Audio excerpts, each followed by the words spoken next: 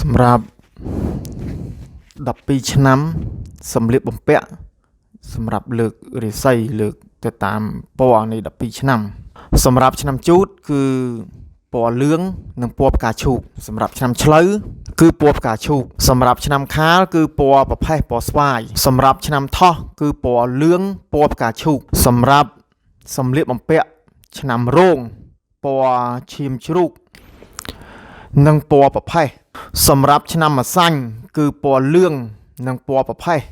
និងពណ៌ផ្ទៃមេឃសម្រាប់ឆ្នាំមមីគឺពណ៌សនិងពណ៌ទឹកប្រាក់សម្រាប់ឆ្នាំមមែគឺពណ៌ខៀវពណ៌ខ្មៅនិងពណ៌ប្រផេះសម្រាប់សម្លៀកបំពាក់ឆ្នាំវោកគឺប្រើពណ៌លឿងខ្ចីពណ៌ផ្កាឈូកខ្ចីសម្រាប់ឆ្នាំរកាគឺប្រើពណ៌សពណ៌ទឹកប្រាក់ពណ៌ខៀវនិងពណ៌ផ្កាឈូកសម្រាប់ឆ្នាំចគឺប្រើពណ៌សពណ៌លឿងនិងពណ៌ក្រហមសម្រាប់ឆ្នាំកុលគឺប្រើក្រហមខ្ចីនិងពណ៌លឿងនេះគឺពណ៌សម្លៀកបំពាក់ទាំង12ឆ្នាំ